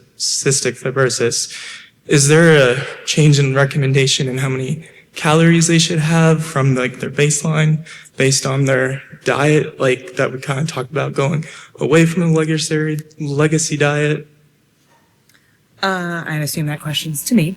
That is a good question. I would say I would think of maybe potentially if they haven't used a CGM, that might be an opportunity to see where their insulin or where their blood sugars are spiking and how much insulin they're taking around that meal or snack or whatever it may be. I very strongly feel that, restricting children is a very dangerous seesaw. But I do feel that instead of taking away, maybe you could think of things that you can add. If you can add some fiber or fat or protein that can actually help lower the digestion of the carbs and lower that spike, depending on the glycemic index of the foods that they're consuming, how they're consuming it. So I feel like if you were to dive into like a 24-hour diet recall, so to speak, the dietitian specifically, and kind of figuring out with correlation of, if you can't figure it out, maybe with a Dexcom or, some CGM, you can kind of figure out what's going on there. And I'm assuming you'd find a lot of answers to the story. Okay. Great. Thank you. Mm-hmm. Michelle Prickett, Northwestern University Adult. Very distinguished panel here today. Thank you, everyone. Loved all the talks. I wanted to ask a question to the whole group because I think you're talking about a syndrome, which is multiple factors going on at the same time. I like to practice in the chest between, I think, the diaphragm and the neck. Was that right? So in respiratory, we have we'll start this and then this and then this. Is there an approach for metabolic syndrome from a multidisciplinary viewpoint as to if you find a couple things going on, where is your starting point, and how might you add those on to each one? I like to start first with lifestyle modifications as applicable. I work with a lot of people with intellectual disabilities, so sometimes having that be the starting point with them is not always possible. But in terms of CF, there generally is a lot of modifiable things that we can do firsthand. And I try to frame it as there are things that we can do to prevent you from having to take extra medications, potentially. So that's where I like to start in terms of a metabolic syndrome that's going on. And usually if you get a patient that's engaged in doing those things, you can prevent having to do things further down the road.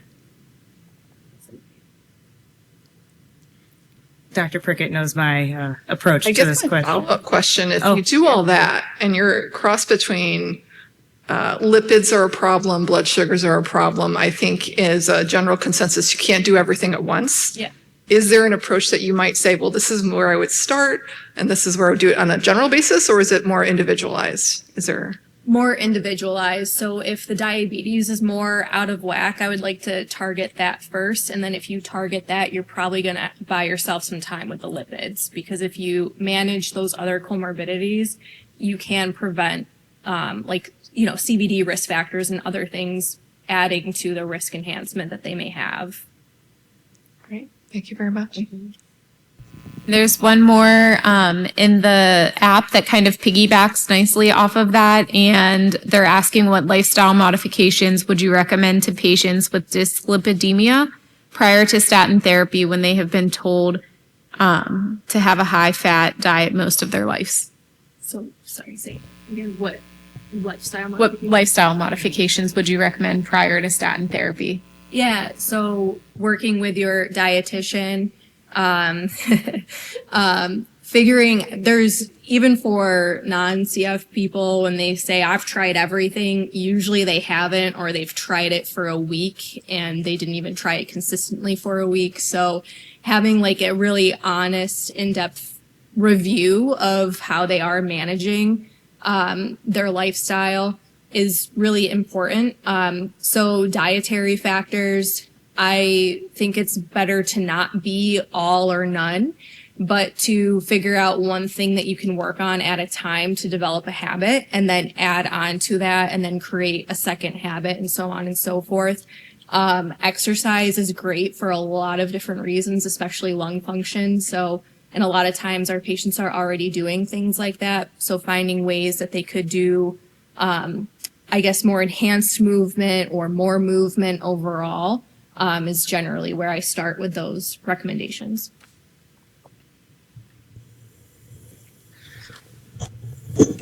Okay, last question. So this one's for Jess. Can you give us a number, fat grams, per ETI dose? Put you on the spot.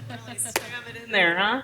I typically tell my patients, they've usually been told, oh, I have to eat 10 grams of fat. I say, why don't we bring it to 5 and see how we do? I pretty much leave it at that. And almost any meal is going to have 5 grams of fat, and typically most snacks will too. So it's not really an increase in, oh, I need to eat 4 tablespoons of peanut butter. Like people really can figure out how to make that a much easier transition. So I typically bring it down to 5. Great. Well, thank you guys so much for being so interactive, and thank you to all the panelists for all the wonderful information.